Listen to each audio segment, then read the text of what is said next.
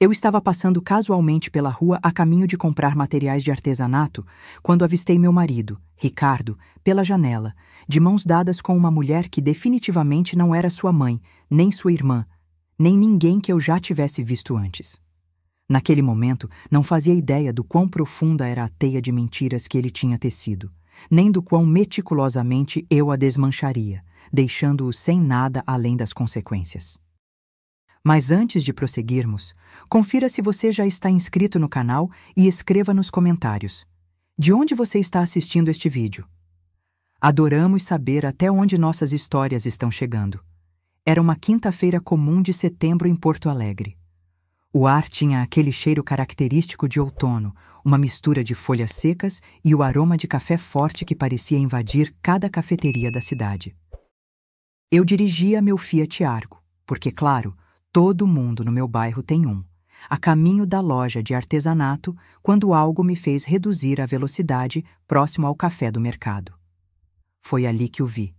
Ricardo, meu marido de 11 anos, pai das minhas 2 filhas, sentado próximo à janela, de mãos dadas com uma mulher que eu nunca tinha visto antes. Uma mulher que definitivamente não era sua mãe, nem sua irmã, nem qualquer pessoa que já tivesse aparecido em nossos churrascos de verão no quintal. Existe algo estranho sobre o choque. É como se seu cérebro entrasse em um estado de hiperprocessamento, notando cada mínimo detalhe, enquanto simultaneamente se recusa a acreditar no que seus olhos estão vendo.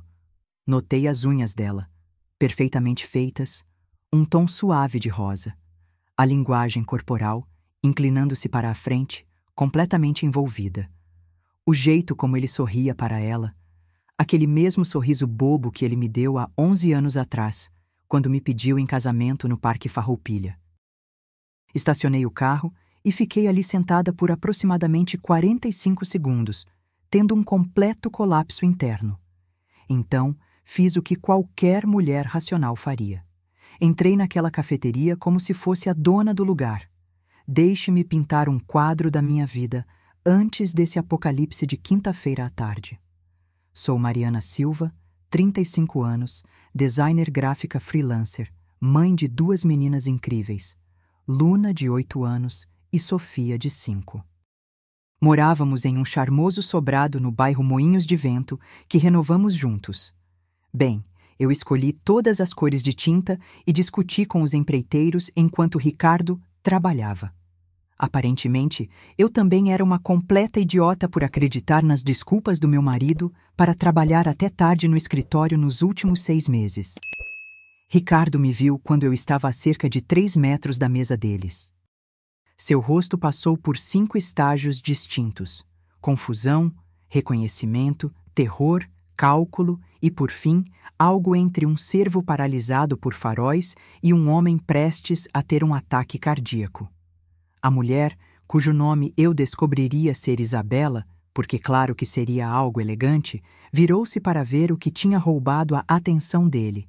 Cabelo castanho avermelhado perfeito, um daqueles blazers caros de marca e uma maquiagem do tipo "acordei assim", mas que provavelmente levou 40 minutos para ser feita. "Quem é?" ela perguntou a Ricardo. Não hostil, apenas genuinamente confusa. Respondi antes dele. Sou Mariana, esposa dele há 11 anos, mãe das 2 filhas dele. E você deve ser o motivo pelo qual ele tem trabalhado até tarde, todas as terças e quintas nos últimos 6 meses. 6 meses. O número saiu da minha boca antes que meu cérebro o processasse completamente. Mas estava correto. Foi quando ele parou de ir aos jogos de futebol da Luna. Quando parou de perguntar sobre o meu dia. Quando começou a usar colônias que eu nunca tinha visto antes. O rosto de Isabela empalideceu completamente. "Espere, esposa? Ele disse que era divorciado, que vocês se separaram amigavelmente há 2 anos. Senti uma risada sair da minha garganta. Divorciados? É por isso que ele ainda mora na nossa casa? Ainda dorme na nossa cama? Ainda leva nossas filhas para uma escola todas as manhãs quando tenho reuniões com clientes?" Ricardo abria e fechava a boca como um peixe fora d'água. Nenhuma palavra saía. Provavelmente porque não havia palavras que pudessem consertar aquele incêndio espetacular. Isabela se levantou tão rápido que sua cadeira rangeu contra o chão. Todos na cafeteria se viraram para olhar. Porto Alegre adora drama em cafeterias. Você me disse que estava pronto para algo sério, que seu divórcio te libertou para finalmente se comprometer, ela disse com a voz trêmula. Terminei com alguém decente por você, alguém que realmente queria um futuro comigo. Ela saiu tempestuosamente. Eu deveria tê-la seguido. Deveria ter deixado Ricardo sentado ali com seu café caro e suas mentiras. Mas não o fiz. Sentei-me na cadeira que ela havia abandonado, ainda quente, o que de alguma forma era a parte mais ofensiva de toda a situação, e olhei para meu marido. 11 anos, disse baixinho, perigosamente baixo, aquele tipo de quietude que antecede um furacão. 2 filhos, uma hipoteca, declarações de imposto conjuntas. E você disse a ela que nos divorciamos há 2 anos? As 72 horas seguintes revelaram algo muito pior do que um simples caso. Ricardo não estava apenas traindo, ele estava ensaiando uma nova vida. Tinha um apartamento alugado em seu nome no bairro Petrópolis. Um daqueles arranha-céus modernos com janelas do chão ao teto e paredes de tijolos expostos. Aluguel de R$4.500 por mês. Estava desviando dinheiro da nossa poupança conjunta. R$1.000 aqui, R$1.500 ali. Despesas de negócios, ele sempre me dizia quando eu questionava os saques. Ao longo de 6 meses, transferiu aproximadamente R$36.000 para uma conta separada que eu nem sabia que existia. E Isabela não foi a primeira. Houve outra mulher antes dela, uma designer de UX, chamada Patrícia, da startup dele. Eles namoraram por 3 meses, até que ela descobriu sobre mim pelo LinkedIn, onde Ricardo havia esquecido de mudar seu status de casado. Patrícia me encontrou no Facebook e me enviou tudo. Capturas de tela, fotos, até um vídeo de Ricardo em algum happy hour dizendo que eu era basicamente uma colega de quarto e que nosso casamento estava morto há anos. Morto há anos.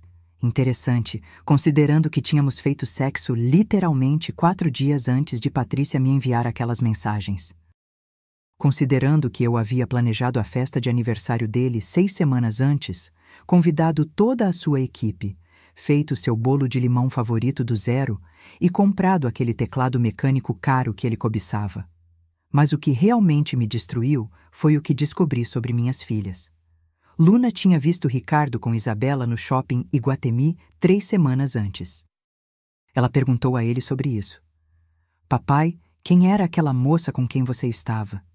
E ele disse para ela guardar segredo porque era uma amiga do trabalho e a mamãe não entenderia. Meu coração se partiu em 1000 pedaços. Minha filha de 8 anos, ele manipulou minha filha de 8 anos para manter seu caso em segredo. Foi quando parei de ficar triste e comecei a ser estratégica.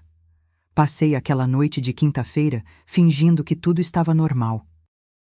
Ricardo chegou em casa às 18h30, depois de passar um tempo de qualidade com seu affair. E eu servi o jantar como uma dona de casa dos anos 50, tendo um surto psicótico. Salmão grelhado, legumes assados, o pacote completo. As meninas tagarelaram sobre seu dia. Sofia nos mostrou um desenho da nossa família. Um timing dolorosamente irônico. Ricardo não parava de me lançar olhares nervosos, claramente esperando a explosão. Sorri durante toda a refeição. Não disse uma palavra sobre o café do mercado, sobre Isabela, sobre Patrícia, sobre o apartamento secreto ou sobre o fato de nossa filha de 8 anos carregar o peso de seu segredo como um veneno. Depois de colocar as meninas na cama e ler Boa Noite Lua para Sofia enquanto morria por dentro, entrei no nosso quarto. Ricardo estava fingindo ler um boletim informativo da indústria tech em seu iPad. Então, perguntei casualmente, por quanto tempo você planejava ficar no apartamento do Petrópolis antes de nos deixar oficialmente? Ele largou o iPad. Literalmente deixou cair. Ouvi a tela rachar contra nosso piso de madeira que havíamos restaurado juntos 2 anos antes. Mariana, posso explicar. Você pode explicar por que faltam 36 reais. 000 na nossa poupança conjunta? Seu rosto fez aquela coisa que o rosto de pessoas culpadas sempre faz. Aquelas microexpressões de alguém calculando qual mentira ainda poderia funcionar. Eram investimentos de negócios. Tente novamente. Liguei para o banco. As transferências foram para uma conta exclusivamente em seu nome. Peguei meu celular e mostrei as capturas de tela que Patrícia havia me enviado meses atrás. Mensagens que eu havia ignorado porque estava em negação. Sua ex-namorada, Patrícia, foi muito meticulosa. Ela documentou tudo, inclusive a parte onde você disse a ela que eu era basicamente um peso morto, te impedindo de viver uma vida autêntica. Porto Alegre adora terapia. Todo mundo aqui tem um terapeuta e usa palavras como autêntico, trabalho interior e padrões tóxicos. Ricardo era fluente nessa linguagem. Provavelmente a usou para justificar seu caso para si mesmo. Eu nunca quis dizer isso, ele começou. Você envolveu a Luna. Minha voz saiu monótona, fria. Um tipo de frio que vem dos ventos de inverno. Você fez nossa filha mentir para mim. Ela tem 8 anos. Ela perguntou sobre ter visto você com outra mulher e você disse a ela para guardar segredo. Essa o atingiu. Observei a vergonha se espalhar pelo rosto dele por aproximadamente 2 segundos antes que a atitude defensiva tomasse conta. Eu não queria atrapalhar a vida delas até que resolvesse as coisas. Até que você resolvesse as coisas, repeti. E lá estava, a explosão que ele esperava. Você vem tentando se resolver há 6 meses enquanto eu crio seus filhos, administro sua casa e, aparentemente, faço o papel de esposa desavisada no seu pequeno teatrinho de homem se descobrindo. O engraçado sobre traidores é que eles sempre acham que são os primeiros a ter um caso, como se tivessem descoberto algum conceito revolucionário. Ricardo parecia genuinamente surpreso por eu estar com raiva.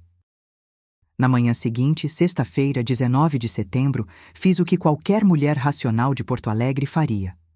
Fui à aula de yoga e liguei para a advogada de divórcio mais implacável da cidade. O nome dela era Sofia Medeiros. Tinha um escritório na Torre do Banco do Brasil com vista para o Guaíba e a reputação de fazer cônjuges infiéis chorarem copiosamente durante depoimentos. Só a consulta custou R$ 1.500. Valeu cada centavo.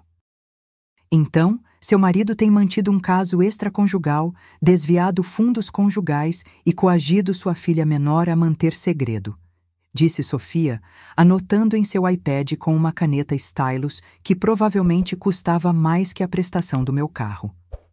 No Brasil, podemos usar esse comportamento para argumentar por termos favoráveis em relação à custódia, pensão alimentícia e divisão de bens.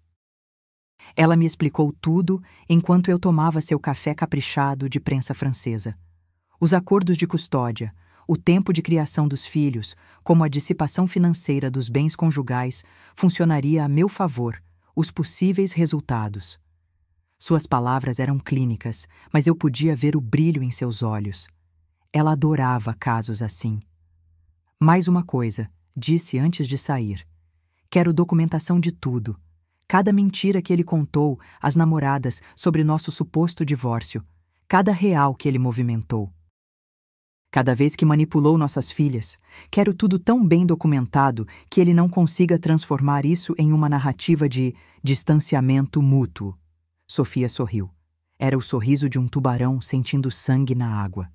Mandarei meu investigador começar imediatamente. Enquanto isso, Ricardo entrava em uma espiral.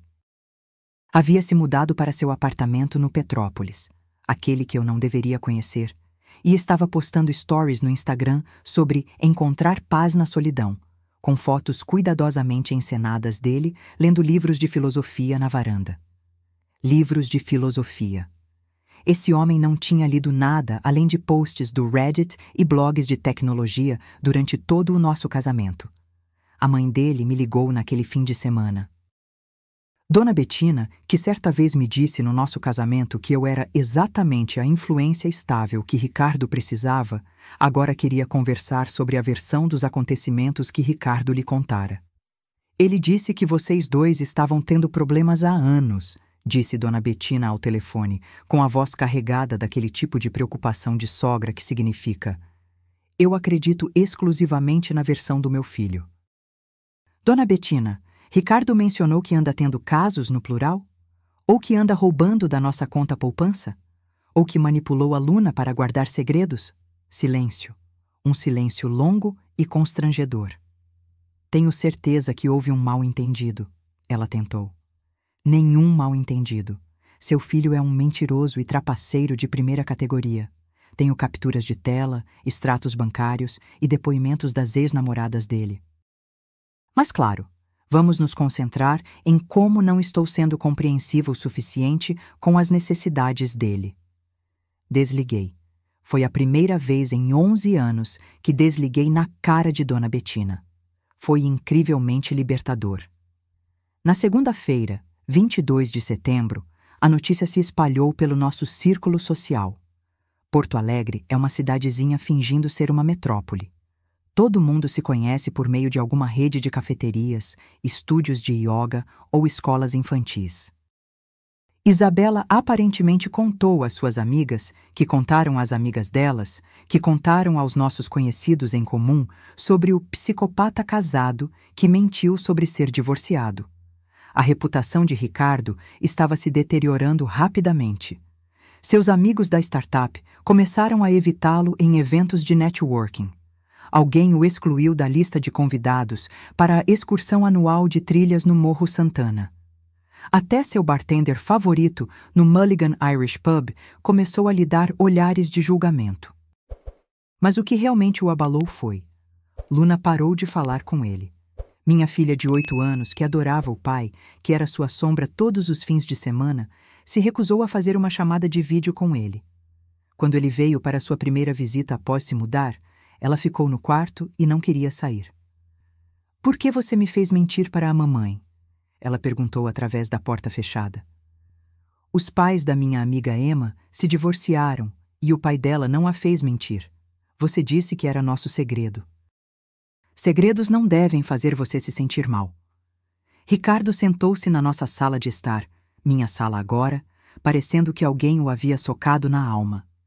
Ele nunca havia considerado que suas ações teriam consequências além do simples fato de eu descobrir. Nunca havia pensado em como sua manipulação afetaria a capacidade da filha de confiar nele. "Acho que você deveria ir embora", eu disse calmamente. "Seu horário de visita não significa muito se sua filha não quer te ver." Ele foi embora. E pela primeira vez em 6 meses, senti algo além de raiva ou desgosto. Me senti poderosa.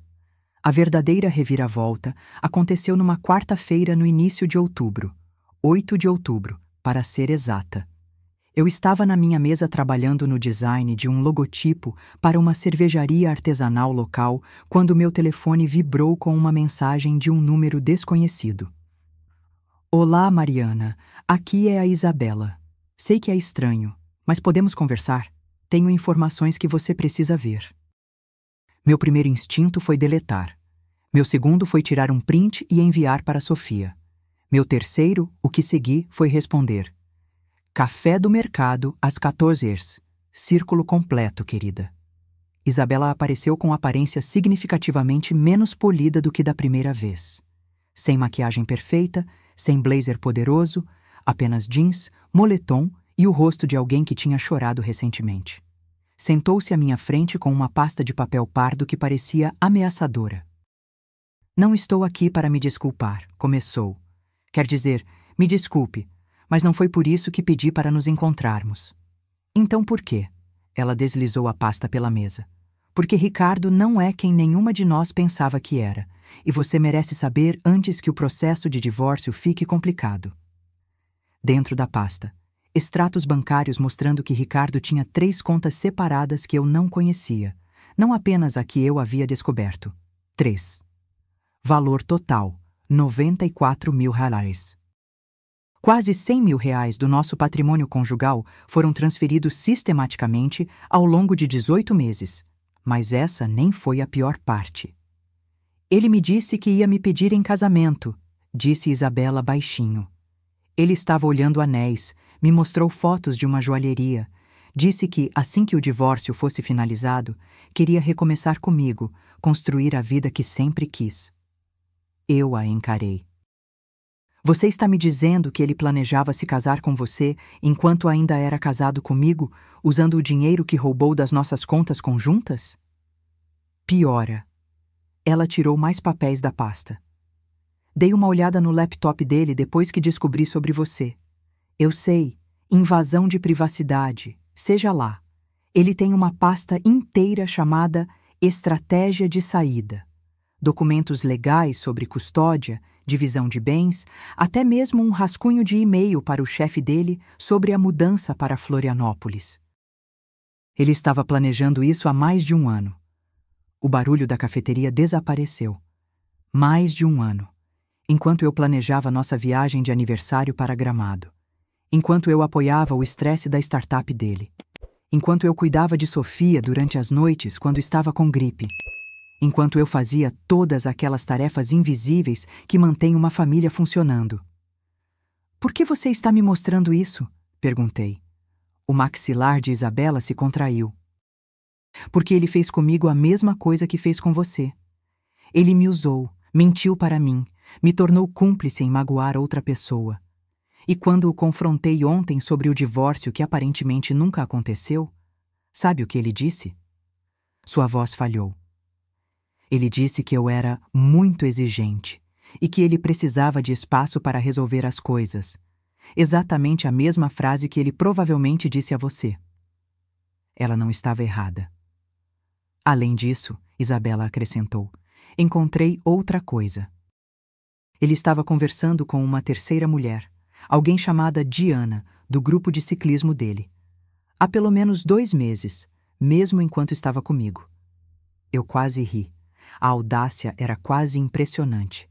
Ricardo estava fazendo malabarismos com 3 mulheres como se estivesse treinando para o Cirque du Soleil. Tudo isso enquanto bancava o pai dedicado em seus stories do Instagram. Obrigada, eu disse finalmente. Sério isso? Toquei na pasta. Isso muda tudo. Isabela assentiu e se levantou para ir embora. Então, fez uma pausa. Se valer a pena, suas filhas têm sorte de ter você. Ele falava delas às vezes, mas sempre como se fossem acessórios da vida dele, não pessoas pelas quais era responsável. Depois que ela saiu, fiquei sentada por 20 minutos, absorvendo tudo. Então liguei para Sofia. Com que rapidez você pode entrar com um pedido de modificação de custódia emergencial? Perguntei. Se você tiver documentação de abuso financeiro e evidências de que ele está planejando se mudar sem te notificar, muito rápido. Por quê? Contei tudo. As 3 contas, os planos para Florianópolis, o padrão de casos extraconjugais, a manipulação da nossa filha. Terei os documentos protocolados até sexta-feira, disse Sofia, e eu a ouvi digitando furiosamente. Também vamos entrar com um pedido de perícia contábil. Se ele escondeu 94 mil reais, pode haver mais. E Mariana, essa pasta de estratégia de saída que mostra premeditação e dissipação sistemática de bens conjugais? O juiz vai enterrá-lo. As 2 semanas seguintes foram uma aula magistral de guerra estratégica. Sofia contratou um contador forense chamado Mauro, que parecia um bibliotecário, mas tinha a alma de um auditor da Receita Federal. Mauro encontrou tudo. Ricardo estava subdeclarando sua renda em nossas declarações de imposto conjuntas. Desviando dinheiro para uma carteira de criptomoedas, outros 24 mil reais. Pagando as despesas da namorada com nosso cartão de crédito conjunto, depois categorizando-as como refeições de negócios e entretenimento para clientes. Alugando o apartamento no Petrópolis sob uma LLC que ele criou sem meu conhecimento. Total de fundos conjugais desviados, aproximadamente 146 mil reais. No Brasil, isso não é apenas infidelidade, é fraude financeira durante o casamento. E os juízes odeiam isso. Mas eu não tinha terminado. Entrei em contato com Patrícia, a primeira parceira de Ricardo. Ela concordou em fornecer um depoimento sobre o padrão de mentiras dele a respeito de seu estado civil. Então, fiz algo que me pareceu um pouco malévolo, mas absolutamente necessário. Entrei no Instagram do grupo de ciclismo dele. Não para confrontar Diana, não sou tão dramática, mas para observar. E lá estava ela, quase 30 anos, instrutora de yoga, publicando stories de pedaladas matinais com esse ser humano incrível e marcando Ricardo. Fiz capturas de tela, provas de casos extraconjugais em andamento durante o processo de divórcio. Sofia estava radiante. A maioria dos divórcios é civilizada, burocrática e entediante, ela me disse durante uma de nossas sessões de estratégia. É por isso que amo meu trabalho. Também fiz algo que vinha evitando. Contei a Luna e Sofia uma versão da verdade apropriada para cada idade. Não os detalhes sórdidos, mas o suficiente. Papai fez algumas escolhas que não foram honestas. Expliquei uma noite enquanto fazíamos decorações de Halloween. Era meados de outubro e Sofia queria ser um unicórnio. E essas escolhas machucaram nossa família. É por isso que ele não mora mais aqui. Foi por causa da moça do shopping? Luna perguntou baixinho. Meu coração se partiu.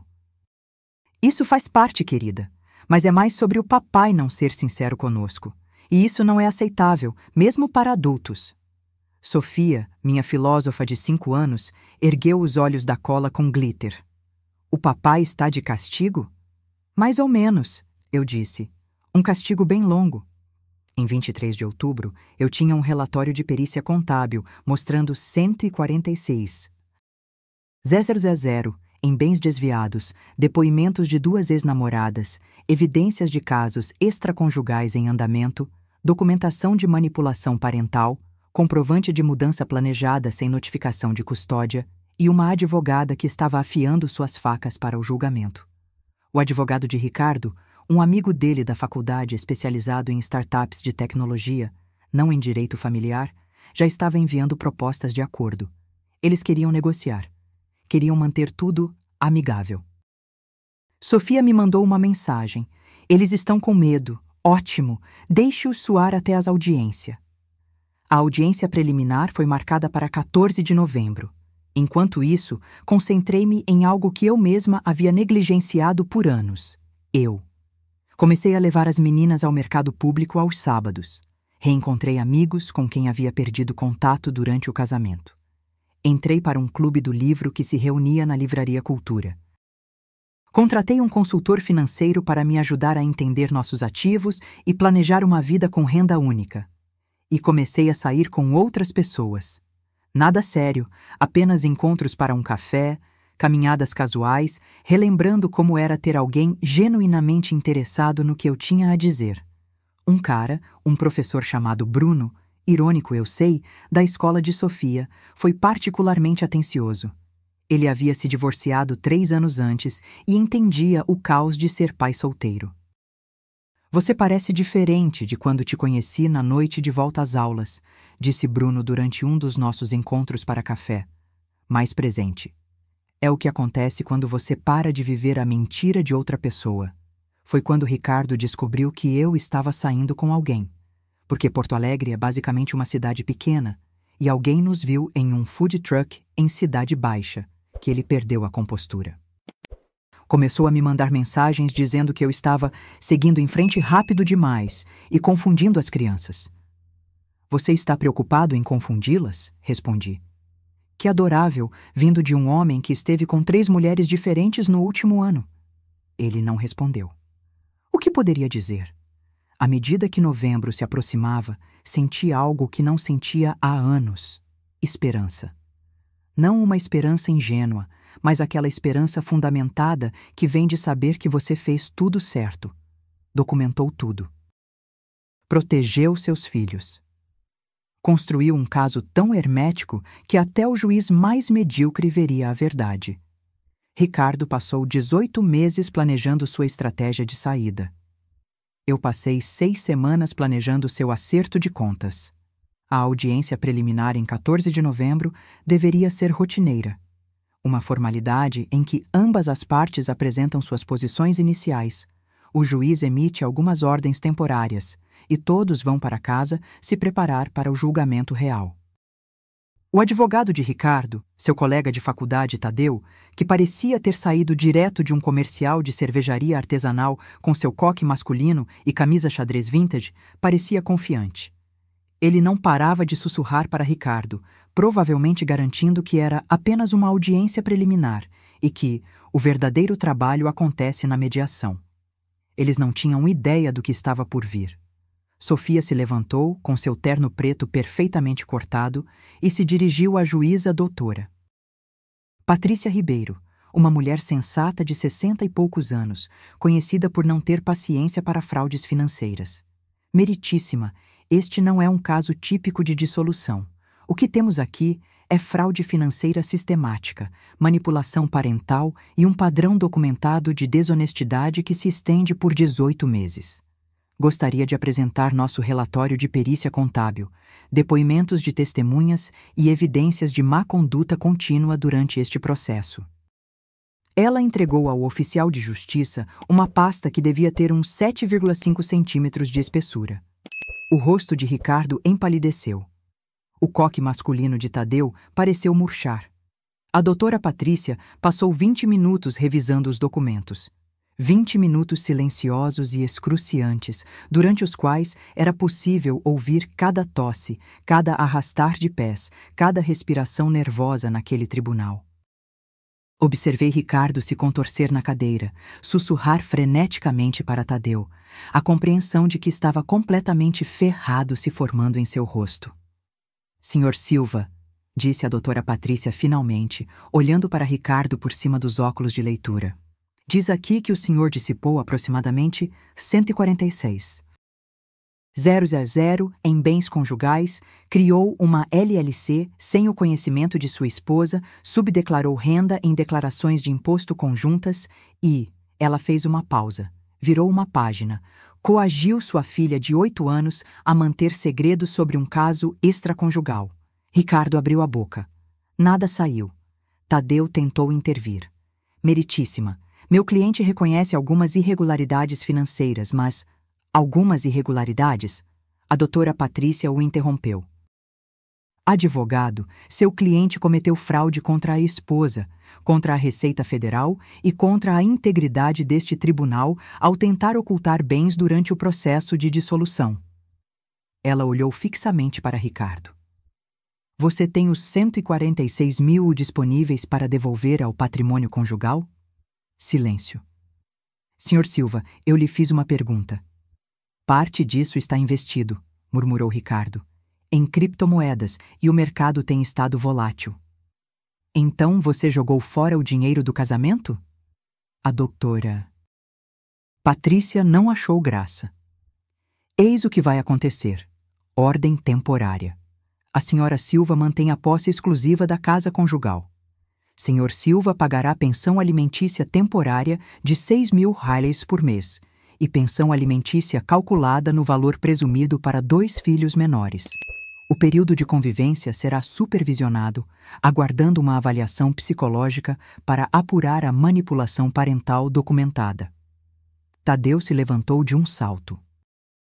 Meritíssima, isso é excessivo. Advogado, seu cliente manipulou sua filha de 8 anos para que guardasse segredos sobre seu caso. Ele tem sorte de eu não estar solicitando uma avaliação completa da custódia imediatamente. Sente-se. Tadeu sentou-se. Além disso, a doutora Patrícia continuou. O senhor Silva fornecerá a contabilidade completa de todos os ativos financeiros, incluindo criptomoedas, dentro de 14 dias. O não cumprimento resultará em sanções. Este tribunal também encaminhará este caso à Receita Federal para revisão das irregularidades fiscais observadas no relatório forense. Tentei não sorrir. Tentei mesmo. Sofia apertou minha mão por baixo da mesa. Mais alguma coisa, senhorita Medeiros? Perguntou a doutora Patrícia. Só uma coisa, meritíssima. gostaríamos de solicitar que o Sr. Silva seja proibido de se mudar de Porto Alegre, dada a estratégia de saída documentada envolvendo a mudança para Florianópolis. Concedido, senhor.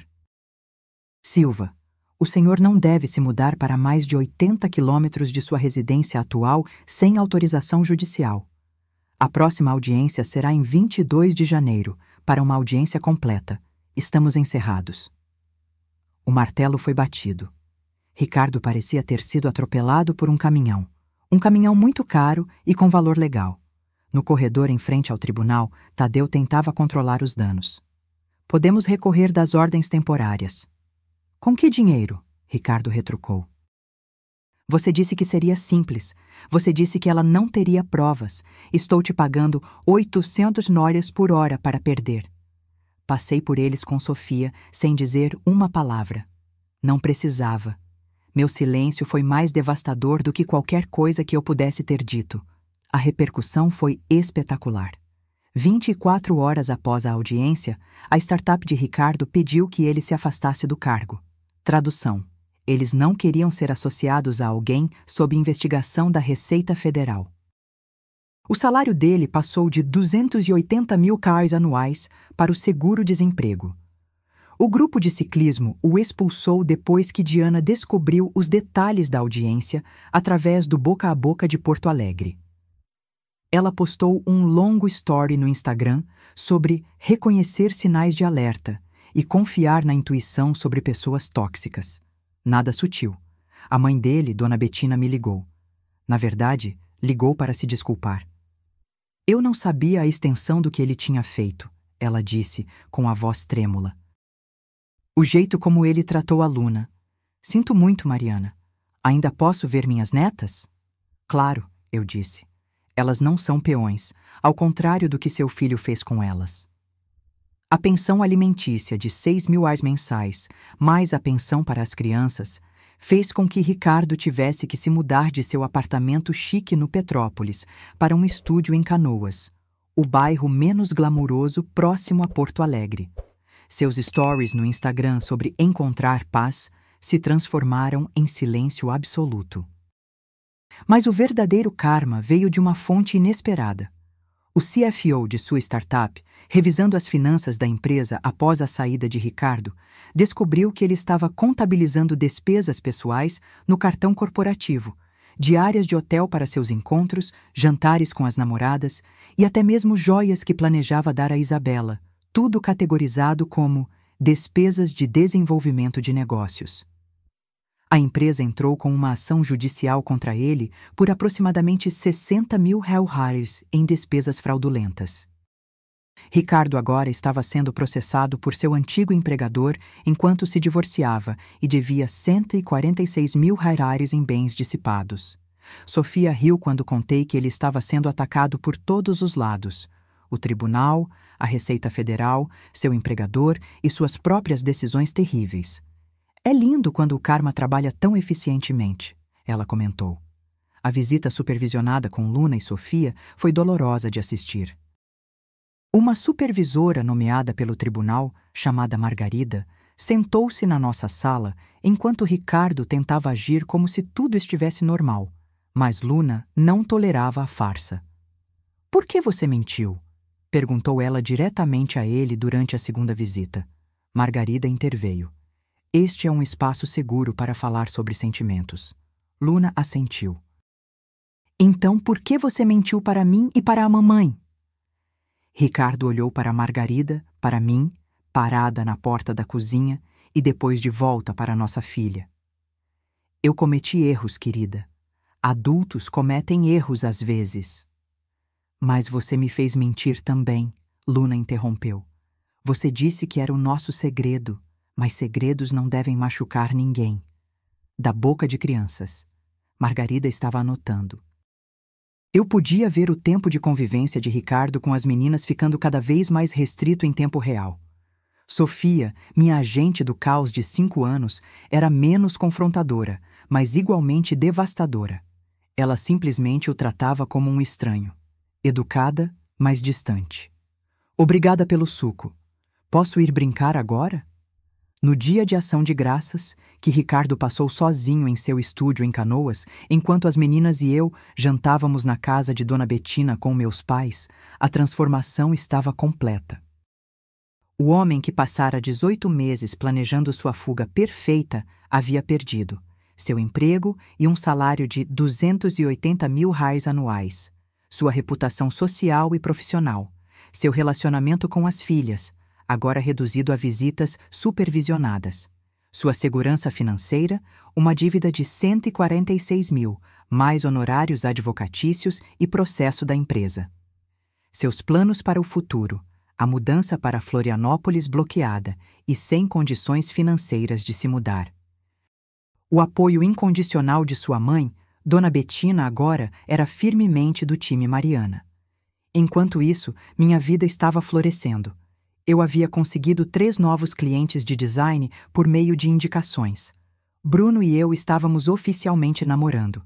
Nada sério ainda, mas as meninas gostavam dele, o que importava mais do que tudo. Luna estava de volta ao quadro de honra. Sofia perdeu o primeiro dente e deixou um bilhete para a fada do dente que dizia: "Posso pegar 10 reais? A inflação é real."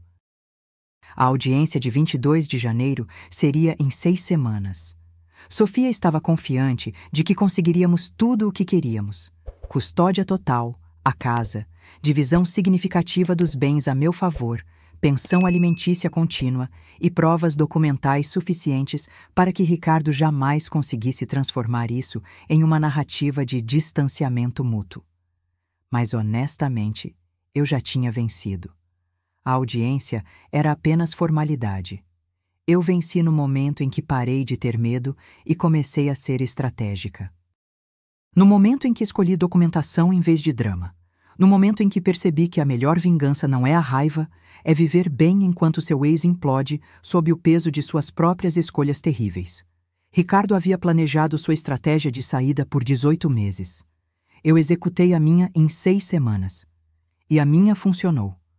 A audiência de 22 de janeiro foi anticlimática, da melhor maneira possível. O novo advogado de Ricardo, Tadeu, aparentemente desistiu ao perceber o tamanho da enrascada. Negociou um acordo antes mesmo de entrarmos no tribunal. Consegui. O patrimônio integral da casa, aproximadamente 760 mil reais. Custódia primária, com Ricardo tendo visitas supervisionadas a cada 2 fins de semana. 70% das contas de aposentadoria. Reembolso integral dos 146 reais. 0 a 0, em bens dissipados, pagável ao longo de 5 anos, pensão alimentícia por 4 anos, pensão para as crianças até as 2 meninas completarem 18 anos, Ricardo recebeu suas roupas, sua bicicleta, sua carteira de criptomoedas, atualmente avaliada em cerca de 6 mil reais após a queda do mercado. As contas de 3 advogados diferentes.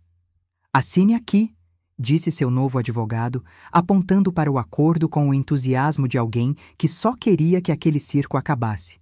Ricardo assinou. Sua mão tremia. Saímos do tribunal numa tarde fria de janeiro. Céu cinzento, o tipo de dia de inverno em Porto Alegre que faz você desejar café e lareiras. E eu não senti nada por ele. Nem raiva, nem satisfação, nem mesmo pena, apenas a neutralidade absoluta que você sente por um estranho que um dia ocupou espaço em sua vida. Ricardo me chamou no estacionamento. Sofia ficou tensa ao meu lado, pronta para intervir, mas eu assenti para ela, concordando com a abordagem. "Desculpe", disse ele, "por tudo isso." "Eu sei que isso não resolve nada", interrompi, "mas você está certo. Não resolve. Talvez a terapia possa te ajudar a descobrir por que você estragou sua vida inteira por... O que exatamente? Uma fantasia? Para inflar seu ego? A emoção de se safar com algo?" Ele não tinha resposta. "Claro que não."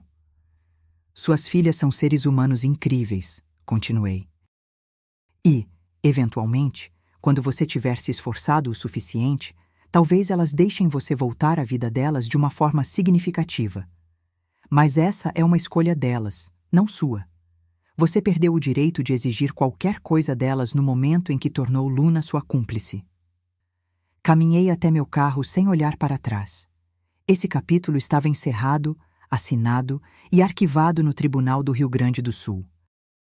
Em março, a vida havia se estabelecido em um novo normal que parecia suspeitamente com felicidade. Luna entrou para o quadro de honra. Sofia perdeu o primeiro dente e deixou um bilhete para a fada do dente que dizia: "Posso pegar 10? A inflação é real." Bruno e eu estávamos indo com calma. Encontros para jantar, caminhadas de fim de semana com as meninas, pernoites ocasionais quando as crianças estavam com a avó. Nada apressado, nada performático, apenas genuíno. Encontrei Isabela num sábado na feira livre. Ela estava com alguém novo, uma mulher de olhos gentis e mãos manchadas de tinta. "Mariana?" Isabela sorriu genuinamente. "Esta é a Astrid. Ela é artista. Nos conhecemos na inauguração de uma galeria." "Prazer em conhecê-la", eu disse. "Vocês duas parecem felizes." "Estamos", Isabela disse depois mais baixo. "Obrigada por não me odiar para sempre. Sei que fui cúmplice em te machucar, mesmo sem saber na época." "Você me deu as provas que me fizeram ganhar o caso", lembrei-a, e também se esforçou para reconhecer que tinha sido manipulada. Isso exige coragem. Depois que elas foram embora, Sofia puxou minha mão. "Era aquela a mulher para quem o papai mentiu?" "Uma delas, sim." "Ela parece legal agora", disse Sofia, com a naturalidade que só crianças possuem. "As pessoas podem estar erradas e depois melhorar." Filosofia de criança de 5 anos, direto ao coração. Ricardo finalmente conseguiu que suas visitas supervisionadas fossem alteradas para não supervisionadas após 6 meses de terapia e a recomendação de um avaliador de custódia. Ele estava se esforçando, tenho que admitir. Chegava na hora marcada. Parou de fazer promessas que não podia cumprir. Tratava as meninas como seres humanos em vez de acessórios. Ele também havia conseguido um novo emprego. Não o sonho de uma startup de 6 dígitos, mas um cargo decente em uma empresa de tecnologia em São Leopoldo. Mudou-se para um apartamento de 2 quartos em Novo Hamburgo. Entrou para um grupo de terapia masculina chamado Cura Após a Infidelidade, na perspectiva do traidor. Começou a tomar antidepressivos. Parou de postar no Instagram completamente. Bom para ele, acho. Crescimento pessoal é crescimento pessoal, mesmo quando acontece depois de você ter destruído tudo. Quanto a mim, estou prosperando de maneiras que eu não sabia serem possíveis quando estava casada. Lancei um coletivo de design com outros 3 criativos de Porto Alegre. Estamos trabalhando com identidade visual para empresas locais, e é surpreendentemente lucrativo. Começamos a levar as meninas para aventuras de fim de semana. Passeios pelo litoral, trilhas nas montanhas, visitas àquela fazenda de alpacas em Rolante, pela qual elas são obcecadas. Bruno me pediu em casamento em junho. Nada espetacular, apenas nós 4 em uma caminhada até a Cascata do Caracol. Luna chorou de felicidade. Sofia perguntou se poderia ser um unicórnio de flores no casamento, em vez de uma dama de honra tradicional. Vamos nos casar na próxima primavera, em uma cerimônia pequena e íntima, que será sobre nós, não sobre aparências. Às vezes, penso naquela tarde de quinta-feira de setembro, quando passei de carro pelo café do mercado e vi Ricardo com Isabela. Como aquele único momento detonou minha vida inteira. Mas a questão é que ele não me destruiu. Ele me libertou. Me libertou de um casamento em que eu era invisível, de um parceiro que me via como um recurso em vez de uma pessoa. Da performance exaustiva de fingir que tudo estava bem quando absolutamente não estava. Não sou grata pelo que Ricardo fez. Sejamos claros, ele continua sendo um homem egoísta que causou uma dor tremenda a todos que o amavam. Mas sou grata pelo que descobri sobre mim mesma depois disso, que sou mais forte do que pensava, mais inteligente do que imaginava e absolutamente capaz de construir uma vida linda a partir dos destroços da traição de outra pessoa. Luna me perguntou recentemente se eu estava feliz. Estávamos fazendo panquecas numa manhã de domingo. Bruno estava lendo o jornal.